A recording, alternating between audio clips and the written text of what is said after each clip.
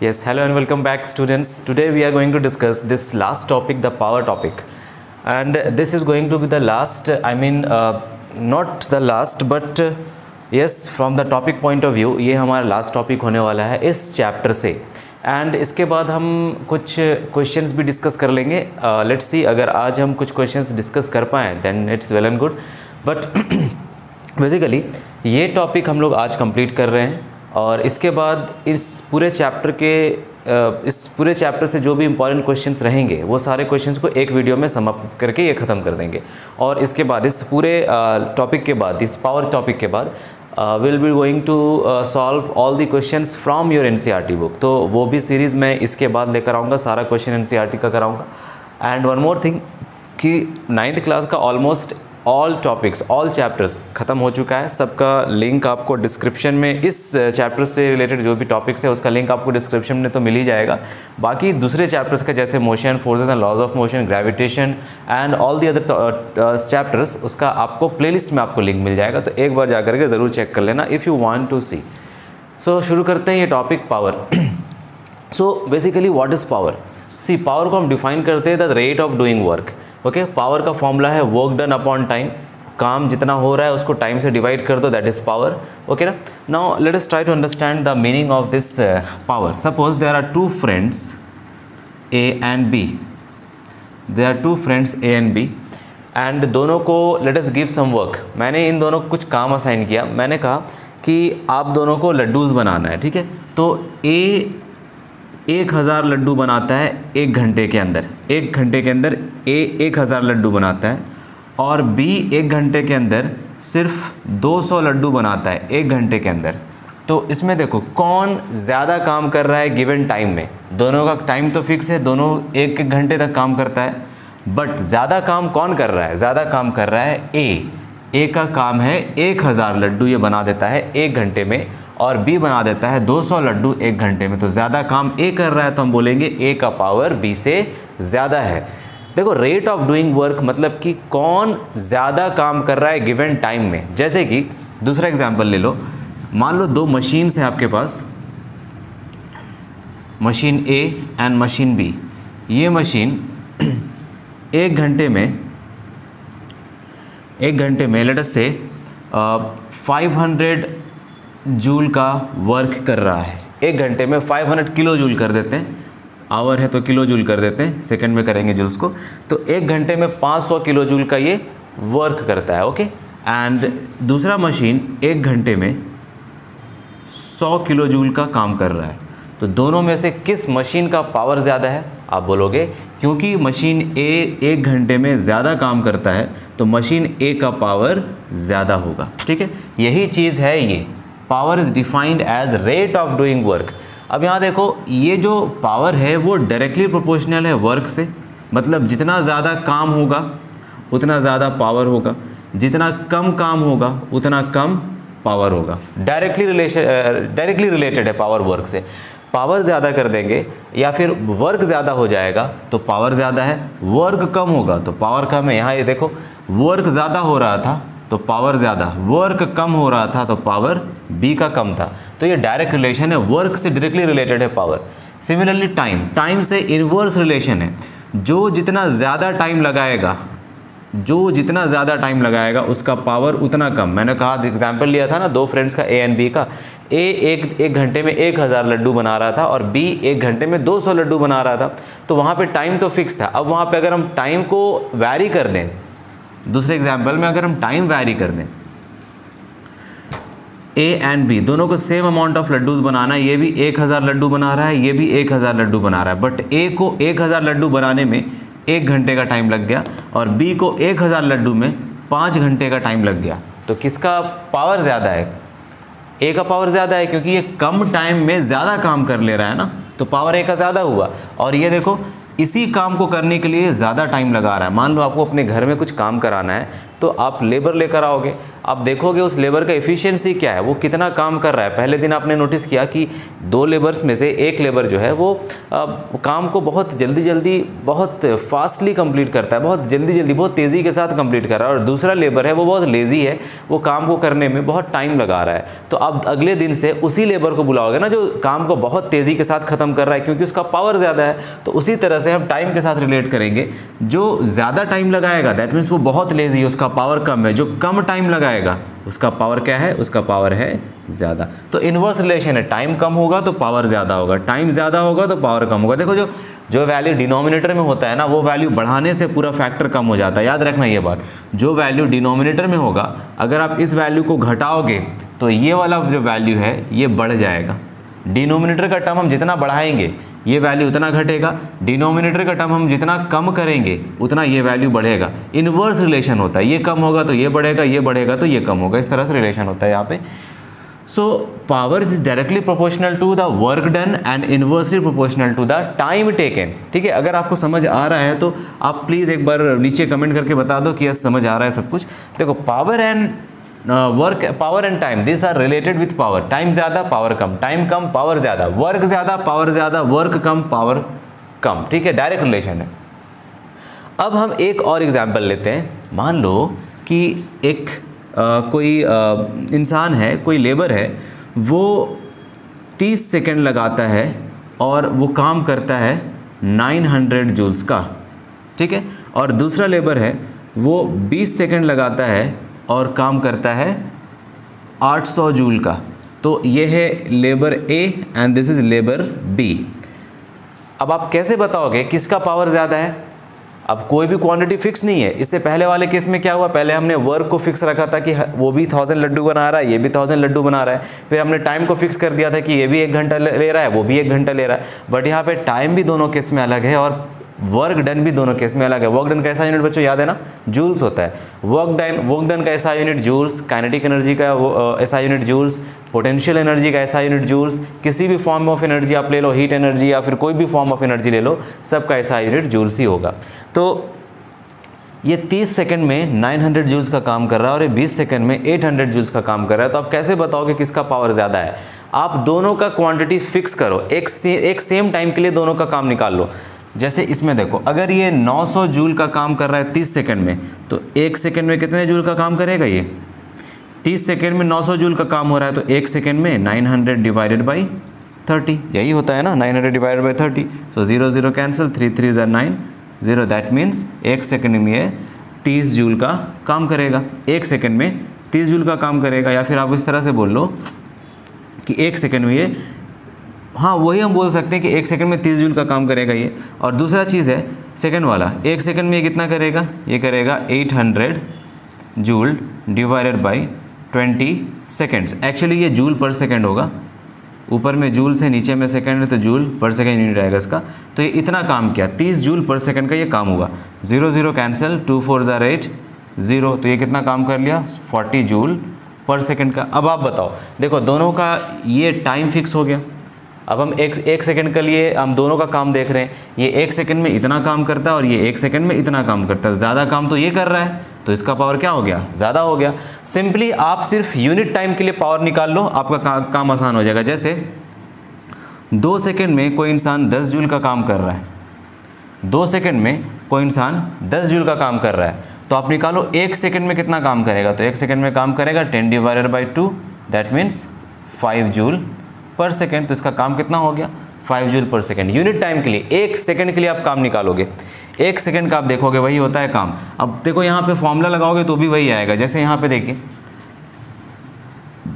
यहाँ पे देखो क्या है formula, power is work done upon time. Okay, so you want to calculate power is equal to, first वाले केस में पावर निकालते हैं, इसका पावर क्या है? Power is equal to work done. Work done कितना है? 900। टोटल काम हो रहा है 900 जूल्स का, और कितना टाइम लग रहा है इस काम को करने के लिए? 30। सो ये हो गया 0 0 कैंसिल एंड दिस इज 30। सो ये हो गया 30 जूल पर सेकंड, इसका हुआ पावर। समझ गए? तो इस तरह से हम निकालेंगे। अगर आपको कोई भी वैल्यू किसी भी तरह दे दे तो आप निकालो 1 सेकंड में कितना काम हुआ, 1 सेकंड का काम को देखो और उससे कंपेयर करो। सेकंड वाले केस में भी उसी तरह निकालेंगे तो यहाँ पे आ जाएगा 40 जूल पर सेकंड, तो पावर बी का ज़्यादा होगा, ए का पावर कम होगा।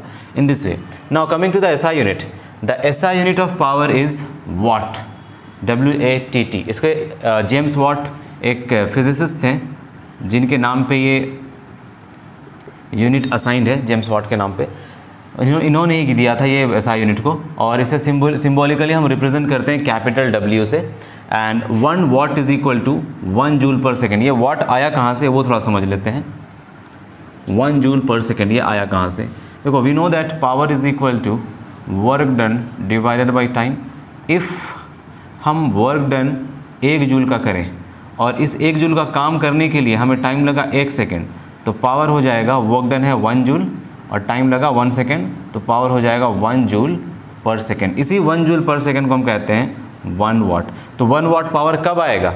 जब कोई एजेंट 1 सेकेंड में 1 जूल का काम करे। समझ रहे हो ना? मान लो मैं एक एजेंट हूँ, एक्सटर्नल एजेंट, जो मैं काम करूँगा, अगर मेरा काम 1 जूल का होगा, मेरा काम 1 जूल का होगा और मैंने उस 1 जूल को करने के लिए 1 सेकंड का टाइम लगाया, तो मेरा पावर हो जाएगा 1 जूल पर सेकंड, मतलब 1 वाट। इसीलिए हम 1 वाट को 1 जूल पर सेकंड भी लिखते हैं, बट इसका एसआई यूनिट वाट है। 1 जूल पर सेकंड तो उसका कॉमन यूनिट हो गया, एसआई यूनिट क्या है? वाट है। अब पूछेगा आपसे कि डिफाइन 1 वाट, तो 1 वाट को किस तरह से डिफाइन करेंगे? 1 वाट को डिफाइन करने के लिए देखिए 1 वाट को डिफाइन किस तरह करेंगे। 1 watt is defined, 1 watt is the power, 1 watt is the power of an agent doing 1 joule of work in 1 second. So this is the definition of 1 वाट। समझ आ रहा है ना आपको? Power is W/T। जब पावर 1 जूल हो गया और time 1 second हो गया, तो 1 जूल काम करने के लिए जब 1 सेकेंड का टाइम लगेगा, तब वो पावर कहलाएगा 1 watt. This is the SI unit of power. Next thing is power is a scalar quantity. ये स्केलर क्वांटिटी है, इसका डायरेक्शन से कोई लेना देना नहीं है, सिर्फ मैग्नीट्यूड पे डिपेंड करता है। अदर यूनिट्स ऑफ पावर क्या क्या है? ये तो हो गया इसका SI यूनिट वाट। दूसरा यूनिट क्या है? सम बिगर यूनिट्स, जैसे हम बोलते हैं they are some bigger units. Okay, this is very very small unit, this is some bigger unit. 1 kilowatt, इसमें होगा 10⁻³ वाट, 1 मेगावाट में होगा 10⁻6 watt, and 1 horse power. Basically horse power हम जो यूनिट है ये यूज़ करते हैं इंजीनियरिंग में। So 1 horse power is 746 watt. So all this things please copy it down.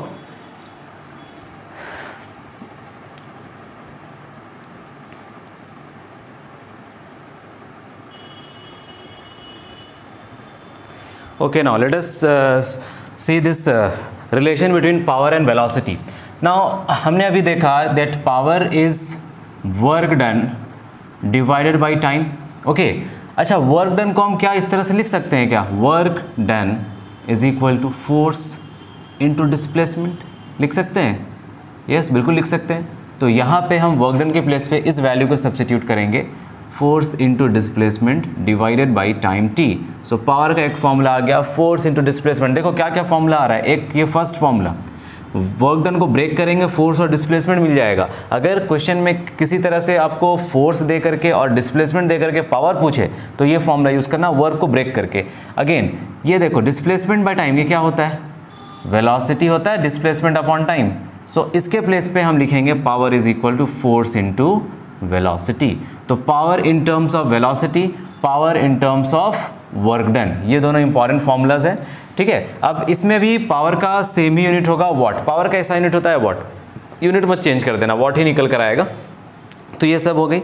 अब देखिए यहाँ पे कुछ ऐसा होता है कि सपोज़ एक आपके पास मशीन है, आपने उस मशीन को ऑपरेट करना शुरू किया। ठीक है, ये मशीन ऑपरेट हो रही है, कुछ एनर्जी रिलीज़ कर रही है, मशीन कुछ काम कर रहा है। एक्चुअली होता क्या है कि बार बार पावर कट होता है ना। मान लो ये मशीन 5 मिनट तक काम किया, ठीक है, बहुत अच्छे से काम कर रहा था, बहुत ही इफेक्टिवली काम कर रहा था। उसके बाद अगले ही मिनट में पावर कट हो गया तो मशीन तो बंद पड़ जाएगा। उसके बाद फिर अगले मिनट में फिर जब लाइट आएगा, करंट आएगा तो फिर से मशीन काम करना शुरू कर देगा। उसके बाद फिर अगले मिनट में फिर लाइट कट गया। तो इस तरह से हम कैसे जज करेंगे कि इसका पावर कितना है? तब तो हमारा पावर का वैल्यू बहुत फ्लक्चुएट करने लगेगा। तो उसके लिए एक टर्म आता है एवरेज पावर। एवरेज पावर, ये टर्म हम यूज़ करते हैं, एवरेज पावर। एवरेज पावर क्या होता है कि आप बहुत टाइम तक एक मशीन को चला रहे हो और बीच में बहुत सारे ऑब्स्टिकल्स आ रहे हैं, मतलब कि ऑब्स्टिकल्स इतने सारे आ रहे हैं, जैसे कि कभी पावर कट हो जा रहा है, कभी आप मशीन बंद कर रहे हो, हीट होने के कारण मशीन बंद हो जा रहा है, कभी कुछ और है, मतलब मशीन बार बार ऑन हो रहा है, ऑफ हो रहा है, ऑन हो रहा है, ऑफ हो रहा है। तो उसमें एक्यूरेट पावर आप किस तरह निकालोगे? तो उसके लिए हम देखते हैं एवरेज पावर का कॉन्सेप्ट। एवरेज पावर होता है कि आप टोटल वर्क डन देख लो कि ये मशीन टोटल कितना वर्क डन कर रहा है और कितने टाइम में ये टोटल वर्क डन किया है, टोटल टाइम। तो जब आप टोटल काम इस मशीन का टोटल वर्क को डिवाइड करोगे टोटल टाइम से, तो हमारे पास एक नया फॉर्मूला मिलेगा एवरेज पावर का, that is total work done by total time. ऐसे भी सपोज आप खुद क्या करते हो कि आप कहीं जा रहे हो या फिर आप कहीं पे आप काम कर रहे हो, कुछ आप दौड़ रहे हो, कुछ काम कर रहे हो, ओके, इस तरह से आप इधर भाग रहे हो, एंड हुआ क्या कि आप थक गए, आप रुक गए, ठीक है, आप रेस्ट पर आए, फिर आपने रेस्ट करने के बाद फिर आपके बॉडी में कुछ एनर्जी आया, आप फिर दौड़ना शुरू करते हो, फिर थक गए, फिर दौड़ना शुरू कर रहे हो, या फिर आप कुछ काम कर रहे हो, काम करते करते थक गए, कुछ देर बैठ गए, पानी पी लिए, फिर आपको लगा कि ठीक है अब मुझे काम करना चाहिए, फिर आप उठ करके फिर काम करते हो, फिर बैठ गए, फिर काम कर रहे हो।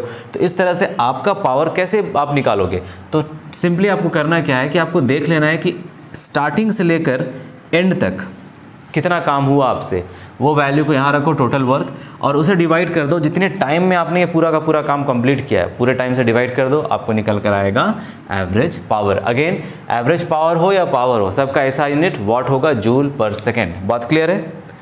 क्लियर है? चलिए अब देखो, ये जो वॉट है या 1 जूल पर सेकेंड, ये जो यूनिट है ये बहुत ही छोटा यूनिट होता है, 1 जूल पर सेकेंड। इसका क्या मतलब है? ये जो यूनिट है 1 जूल पर सेकेंड, ये बहुत ही छोटा यूनिट है, दिस इज़ वेरी स्मॉल, ठीक है। इसका मतलब है कि 1 जूल का काम कितने सेकंड में हो रहा है? 1 सेकंड में हो रहा है। तो 1 जूल तो बहुत छोटा सा काम है ना। मान लो कि आप किसी मशीन को बहुत लार्ज स्केल में ऑपरेट कर रहे हो, आप अपने इंडस्ट्री में, अपने मैन्युफैक्चरिंग यूनिट में, या फिर स्कूल्स में, बहुत बड़े बड़े कंपनीज़ में जो मशीन्स होती है, वो 1 जूल का काम उतना कम काम वो करती नहीं है। वो जब भी काम करेगी तो बहुत बड़ा वैल्यूज़ होगा उसका, जैसे कि 10,000 जूल है ना, 10,000 जूल्स, या फिर 10 लाख जूल्स, इस तरह से बहुत बड़ा यूनिट होता है। तो इस तरह के यूनिट्स को, इतने बड़े यूनिट्स को रिप्रेजेंट करने के लिए हम यूज़ करते हैं एनर्जी का एक दूसरा यूनिट, किलोवाट आवर। ये एनर्जी का यूनिट है, ओके, ये पावर का यूनिट नहीं है। Kilowatt hour is the unit of energy. कब यूज़ करेंगे हम? जब बहुत ज़्यादा अमाउंट में, इसे कहते हैं commercial unit of energy. Heading लगा लो पहले, कॉमर्शियल यूनिट ऑफ एनर्जी, ठीक है। क्योंकि जूल पर सेकेंड, 1 जूल तो बहुत छोटा सा यूनिट है ना। तो अगर आप घर में यूज़ कर रहे हो, बिजली यूज़ कर रहे हो, या स्कूल्स में या इंडस्ट्रीज़ में यूज़ कर रहे हो, तो बहुत ज़्यादा एनर्जी यूज़ होता है। तो कॉमर्शियल यूनिट ऑफ एनर्जी क्या है? That is kilowatt hour. इसे हम रिप्रेजेंट करते हैं kWh से, ठीक है, याद रखना है। ये किलोवाट आवर पावर का यूनिट नहीं है, ये किलोवाट आवर है एनर्जी का यूनिट। किलोवाट कहाँ से आया? क्या ये पावर का यूनिट है? यस, किलोवाट है पावर का यूनिट। आवर किसका है? आवर है टाइम का यूनिट। देखो दोनों मल्टीप्लाई हो रहा है ना, तो पावर इंटू टाइम क्या होता है? We have seen that power is equal to work done divided by time. तो टाइम को इधर मल्टीप्लाई कर देंगे तो पावर इंटू टाइम आ जाएगा। ये क्या है? वर्क। तो वर्क डन को हम एनर्जी भी बोल सकते हैं, इजंट इट? वर्क हो या एनर्जी हो, दोनों इंटर रिलेटेड होता है। पिछले चैप्टर में हमने पढ़ा था work energy are interconvertible. So ये जो पावर इंटू टाइम आया है, देखो ये पावर का यूनिट वाट या kilowatt, okay, kilowatt is the unit, but ऐसा unit is watt, okay, kilowatt अलग यूनिट है and time is watt, hour. दोनों को मल्टीप्लाई करो तो ये यूनिट किसका बन गया? एनर्जी का यूनिट बन गया। तो इसीलिए kilowatt hour is the unit of energy and not power. इस स्टेटमेंट को लिख लेना, kilowatt hour is the unit of energy. Is the unit of energy. अच्छा, जब भी कभी घर में आपका इलेक्ट्रिसिटी बिल आता है तो वो यूनिट में आता है, 1 यूनिट। एक्चुअली 1 यूनिट होता है 1 किलोवाट आवर। अब 1 किलोवाट आवर का मतलब क्या है? जब आप 1 किलोवाट पावर यूज़ करोगे कितने टाइम के लिए? 1 घंटे के लिए। When a machine uses a power of 1 kilowatt for 1 hour, तब उसका एनर्जी होता है 1 kilowatt hour. This is energy, उस मशीन का एनर्जी कहलाएगा 1 किलोवाट आवर। और 1 kilowatt hour is equal to what? 1 unit. 1 unit को ही हम कहते हैं 1 kilowatt hour. Okay, now let us see 1 kilowatt hour में कितना जूल्स होगा। 1 किलोवाट आवर, इसे हम ब्रेक करके लिख सकते हैं ना, 1 किलोवाट इंटू 1 आवर। 1 किलोवाट में कितना वाट? इसमें होगा 1000 वाट। अभी मैंने बताया था ना 1 kilowatt is equal to 10 to the power 3 watt. Isn't it? 10 to the power 3 मतलब कितना जीरोज़ है? 3 जीरोज़ है, तो इतना वाट हो गया इंटू 1 आवर, इंटू 1 आवर। अच्छा, 1 वाट, 1 वाट में कितना जूल सेकेंड होता है? तो 1 वाट में 1 जूल पर सेकेंड, यही ना होता है। जूल्स में हम निकालने की कोशिश कर रहे हैं, 1 किलोवाट आवर को हम जूल्स में कन्वर्ट कर रहे हैं। तो 1 watt is equal to 1 joule per second, तो 1000 watt is equal to 1000 joule per second. और 1 घंटे में कितना सेकेंड्स? 1 घंटे में 60 इंटू 60 सेकेंड्स। अब इन सब को मल्टीप्लाई कर दो। 1000, 6 6 जार 36 and 1 2 3 4 5, so this is 10 to the power 5। Isn't it? 1 2 3 4 5, 5 zeros है तो 10 का पावर 5 चला गया। ये पर सेकेंड और सेकेंड कट जाएगा, ये आ गया जूल्स में। सो ये आ गया 3.6। देखो यहाँ से डेसिमल हम यहाँ शिफ्ट कर रहे हैं, जब इस तरह से एक डेसिमल यहाँ शिफ्ट करो तो पावर में एक और ज़ीरो ऐड करते हैं हम। So this is 5 + 1 0, that is equal to 3.6 into 10 to the power 6 joules. Clear है? जब आप यहाँ देखो डेसिमल फिलहाल यहाँ पे, जब आप डेसिमल को यहाँ से यहाँ शिफ्ट करते हो तो पावर में 1 ऐड करते हो, मतलब 1 0 ऐड करते हो। 5 0 ऑलरेडी था, एक और 0 ऐड करोगे क्या हो जाएगा? 3.6 हो जाएगा। तो यहाँ से ये एग्जामिनेशन में कई बार पूछा गया है कि convert 1 kilowatt hour into joules. देखो जूल्स में आ रहा है ना, 1 किलोवाट आवर में कितना जूल्स होता है? तो 1 किलोवाट आवर में होता है 3.6 into 10 to the power 6 joules. और जूल्स किसका ऐसा यूनिट है? ये ऐसा यूनिट है एनर्जी का। Isn't it? तो ये भी किसका यूनिट होगा? एनर्जी का ही होगा ना। ये यूनिट इसमें कन्वर्ट हो गया तो एनर्जी का ही यूनिट है वो सब। So 1 kilowatt hour is equal to 3.6 into 10 to the power 6 joules. समझ आ गया? 1 किलोवाट आवर को अगर डिफाइन करना हो तो कैसे डिफाइन करोगे? If a machine uses 1 kilowatt of power for 1 hour, then the energy of that machine is said to be 1 kilowatt hour, or energy dissipated or energy expanded by that machine is known to be as 1 kilowatt hour। ये इसका unit है। तो ये था last topic, छोटा सा topic था, power and commercial unit of energy. बहुत ही सिंपल सा है, फॉर्मूला बेस्ड क्वेश्चन इसमें आएगा, थ्योरी बहुत कम आता है इसमें। तो अगले लेक्चर में हम देख लेते हैं कितना टाइम हो गया, इसी में कंप्लीट कर दे क्या? चलो नेक्स्ट लेक्चर में करेंगे इससे रिलेटेड कुछ न्यूमेरिकल्स एंड कुछ important questions. Till then keep studying and keep improving and have a nice day. Thank you very much.